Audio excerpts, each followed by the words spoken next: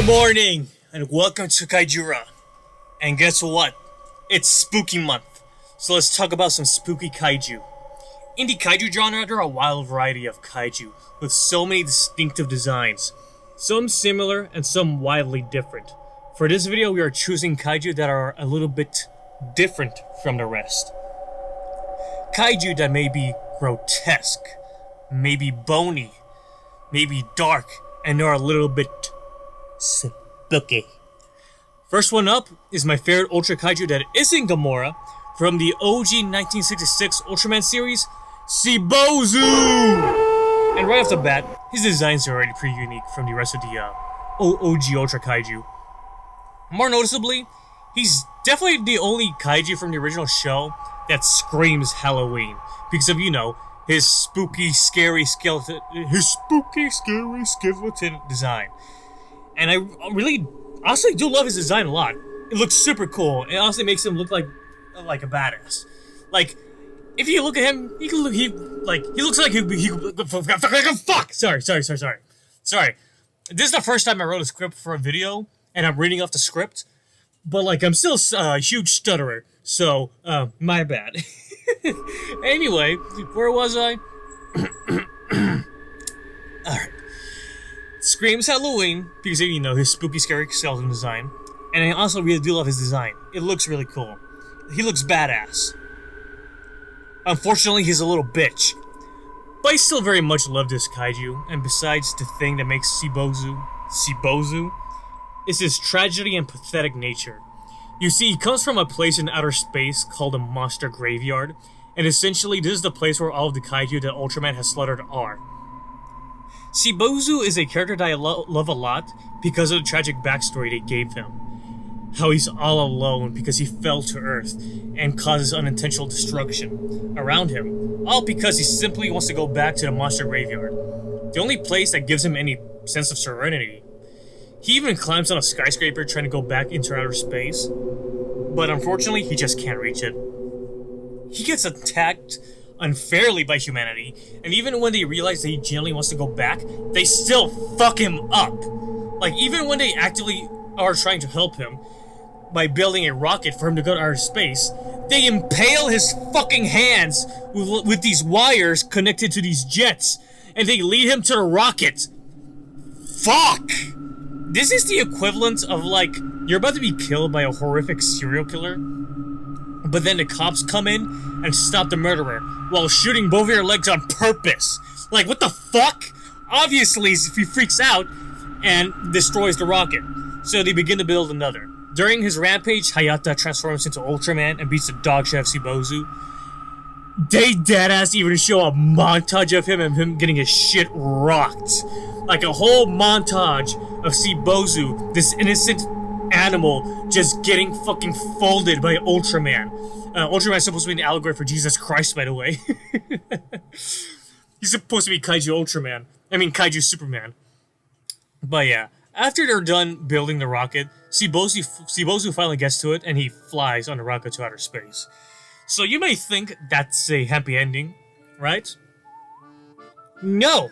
Because apparently, Akiko says in her own words, the monster graveyard was the only peace it had. That must be it. That must be no matter what planet it went to.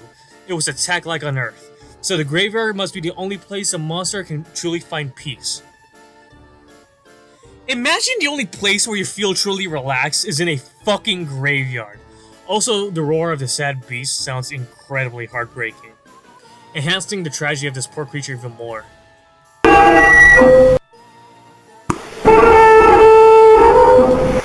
It's green, it's slimy, it smells like shit. It's Hedorah. Fuck Hedorah! As a kid, Hedorah used to genuinely scare me. More specifically, her eyes, which are designed at her vaginas, look incredibly fucking scary, at least to me. More specifically, Hedorah's aquatic form is what really shivered my timbers, because the scene where her bright red eyes look directly at you have always made me incredibly uncomfortable as a kid, and I hated it so much, I think I even considered turning off the movie. Hedorah being an alien has led to her having many different scary abilities, like her acidic sludge capable of turning flesh into bone, including Godzilla's entire hand.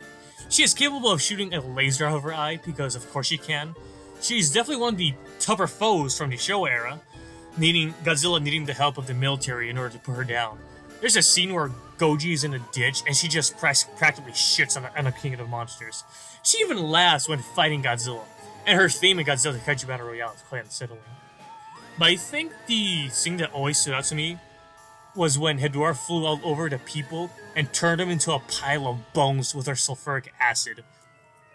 And I remember this one scene of a cute kitty cat getting covered by Hedorah's sludge.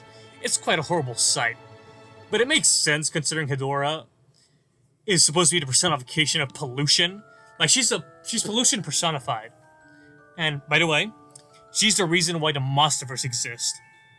Apparently, Yoshimitsu Bano, sorry if I mispronounced that, the creator of Hedorah and the director for Godzilla vs. Hedorah, may God bless his soul, always wanted a sequel for his movie. And which, unfortunately, did not come to be. Excuse me, I just burped. But in the 2000s, a movie called Godzilla 3D was pitched, which would have had a kaiju that was eerily similar to Hedorah called Deathlaw. In fact, Deathlaw apparently just resembles Hedorah, but with a red color scheme, with a human skull. Sorry, hiccups. But with a human skull for a face. Even though this movie was scrapped, this entire thing will lead to Legendary Pictures getting the rights to Godzilla in 2010 and making the 2014 Godzilla film.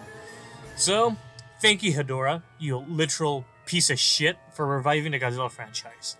Also, in some continuities, instead of being an alien from the Orion constellation, she's instead a bioweapon created by humanity, as shown in Godzilla Unleashed Double Smash and the prequel novels to the anime trilogy. And to be honest, while I prefer Hedorah to be the sentient shit stain to be an alien, I feel like it thematically makes more sense for Hedorah to be a result of the consequences of humanity, considering humanity is the reason why pollution exists. Like, humanity is the reason why there's so much fucking garbage, and why that one, like, last time, what was it called? There was like like so much garbage in the middle of the ocean that was the size of Texas. I'm pretty sure it grew in size way more after that. But yeah, I do think her being a result of human consequence instead of an alien that suddenly decided to go to Earth makes more thematic sense.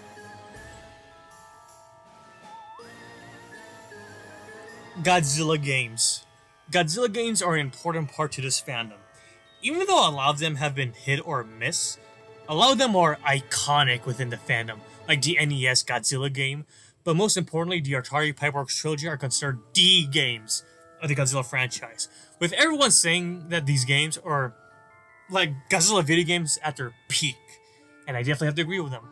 Even though I could never play these games when I was like a little kid, they are still super nostalgic to me, as I used to like watch them religiously on my grandparents' computer. I remember being so hyped to play Godzilla Destroy All Monsters for the first time on Dolphin when I found out how to work a damn thing, and I remember raging so hard because of the lag. Unfortunately, the last big Godzilla game was Godzilla Versus for the PS3 and PS4, which was all the way back into 2014. There was a drought when it came to Godzilla games, literally nada, up until 2017 when Kaiju Universe hit Roblox. This was a fan game, and I didn't play when it first came out. However, I found it when I was in high school, and man, I fell in love. I remember the old models for a lot of the Kaiju, like the old models for Titanis Ghidorah and Monsterverse Burning Godzilla. But I also remember the original Kaijus that were made for the game, including the Halloween Kaiju. More specifically, I remember Vudon and Juju. This duo is really fucking cool. I unfortunately never unlocked them, but when it comes to all of the Halloween Kaiju, Vudon and Juju was the one that stood out to me at the time. Their design is just really sick as hell, as it's literally the Heisei version of Rodan, but turned into a living voodoo doll. Apparently, as stated in the lore for the character, Juju, a shapeless being coming from a deep pocket dimension, entered Kaiju Universe's world through a rift along Heisei Rodan's old form. The two joined forces of extracting revenge towards this wretched world. Juju set to work crafting a new and improved body for Heisei Rodan, using parts Fashioned from cloth and flesh, with their two powers combined, they were impossible to beat, wreaking havoc to everyone who dared face them. Juju became accustomed to his new host and lost sight of his goals, becoming permanently linked with Vudon. The two now hunt in an endless cycle of suffering, both never to return to their past selves. That's really intriguing in my opinion, and I love the aspects of the whole voodoo doll shtick that really plays into the design. You can even see the pins on his back stabbing in and out of his body. And you can also see Juju on the top of Vudon's head. The powers for this, specifically the Halloween design Kaiju, are vomiting a black fog called Cruel Reflux. Juju casts a spell called Nova Strike, which allows 4 orbs to fly ahead of Vudon. A bunch of different positions they have a bunch of different potions that they have at their disposal, in which they can consume to either give them regen, speed, damage for a short period of time. They also have the ability to summon a pillar of fire. They can summon an army of ravens to come to their aid, which is very fitting since ravens have a lot of dark ties to the supernatural, and more specifically witchcraft. And this is my favorite attack from them, called Bloodseer, where Juju Lucha performs a ritual over Vudon's exposed heart and launches a giant fuck you laser out of his chest. The concept of a voodoo doll pterosaur thing sounds so absurd, but it just works mighty well with Vudon and Juju. Also, Vudon's roars are an utter nightmare fuel.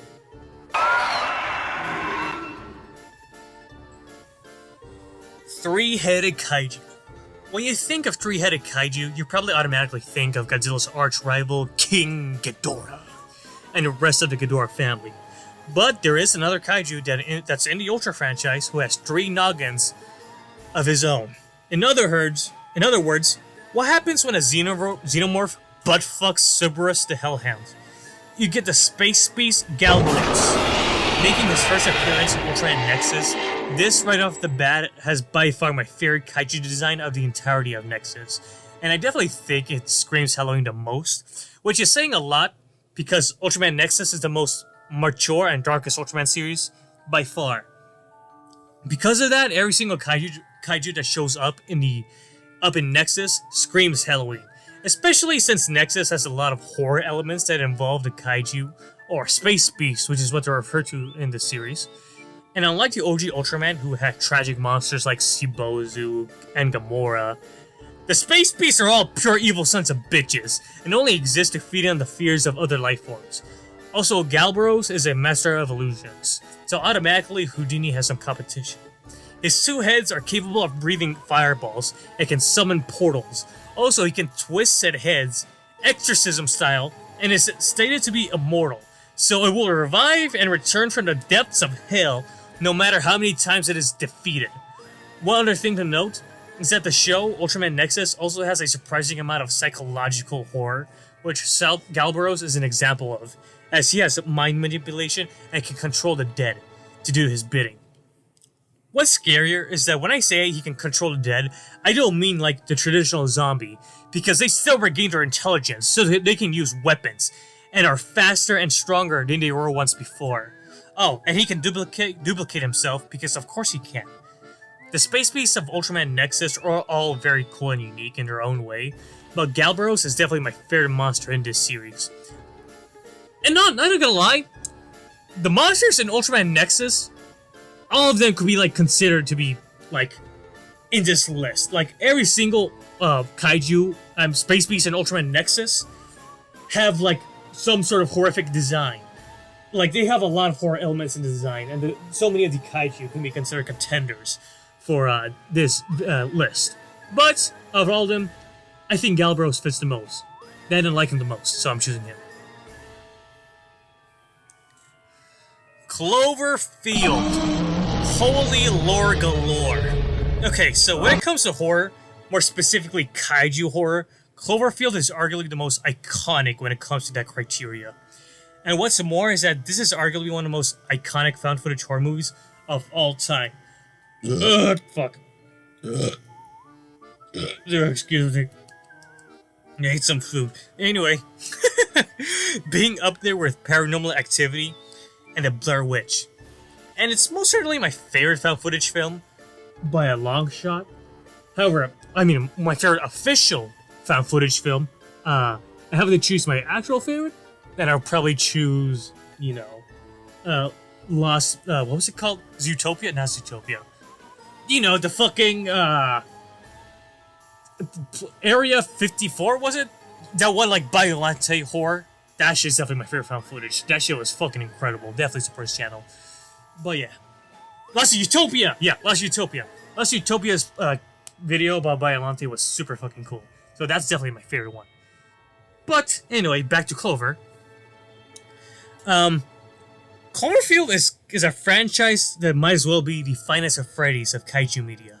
Not because they are similar, but because of how complicated and convoluted the lore is. Like, it's very contradictory, and yet I still find it to be very interesting. Also, Cloverfield is fucking awesome.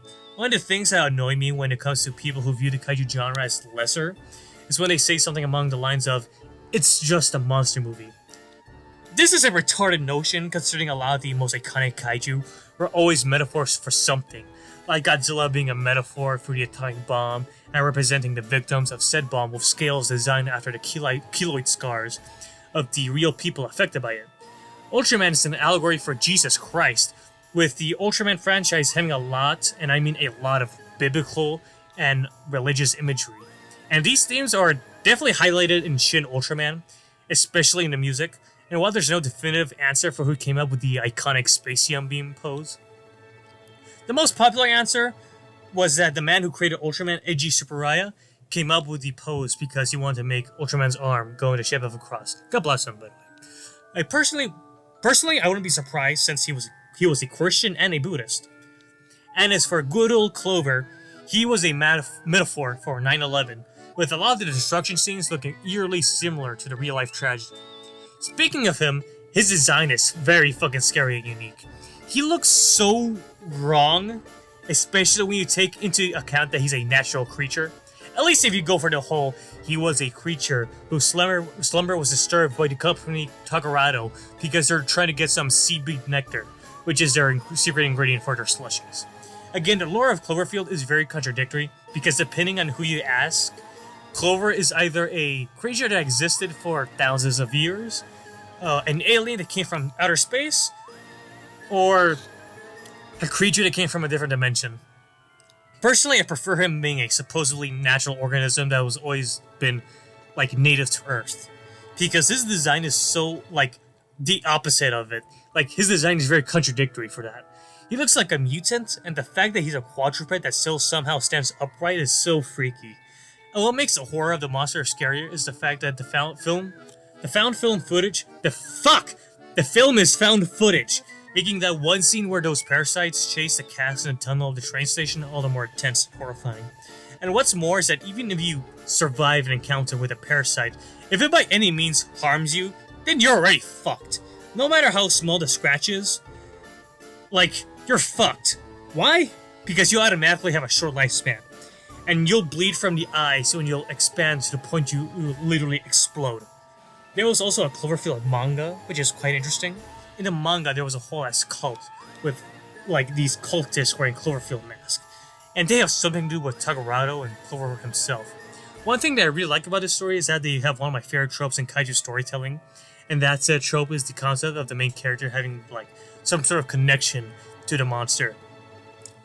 Unfortunately, that's all the knowledge I have from the manga, because it's been, like, a long time since I've last read it. So I definitely have to reread it sometime. But, yeah. If I remember correctly, I think the main character was a victim of bullying, and so he just crashed out. And I'm pretty sure, his DNA was intertwined with Clover, and so he's able to control the monster or something. I'm pretty sure that's how it goes. But, yeah. And he also crashes out and tells the fucking monster to, like, fuck everything up. Oh, and, here's a fun side bit. But, while I was watching a bunch of reaction videos to Cloverfield in order to remember the last time. And literally every single reactor every single reactor who was watching the movie always says something above the lines of, "Is that Godzilla?" Which I found to be pretty funny. Which kind of reminds me of how, like, People who don't know shit about Pokemon calls every single Pokemon Pikachu, no matter the identity of that actual Pokemon. It's very similar to how like my mom knows I'm a colossal Godzilla fan. I've been a Godzilla fan ever since I was a little kid, and so she knows that Godzilla has a bunch of different characters. Regardless, even though she knows the character she's calling isn't Godzilla, it's just easier for her to call it that way, which is always pretty funny. No different to like parents who are like out of touch and call every single Pokemon, oh, Pikachu. But yeah. Anyways, I hope you guys enjoyed this video. I hope you give a like and subscribe and all that.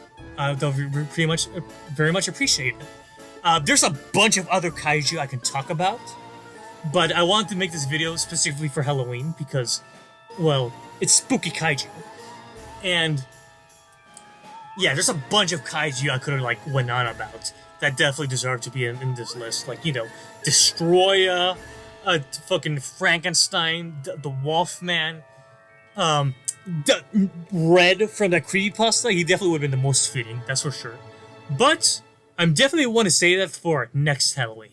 Like, I want this to be a series specifically for like Halloween and stuff. So yeah. Anyways, I really hope you enjoyed this video. Give a like, subscribe, yada yada yada. And that's the end of this video. Have a good day. See ya.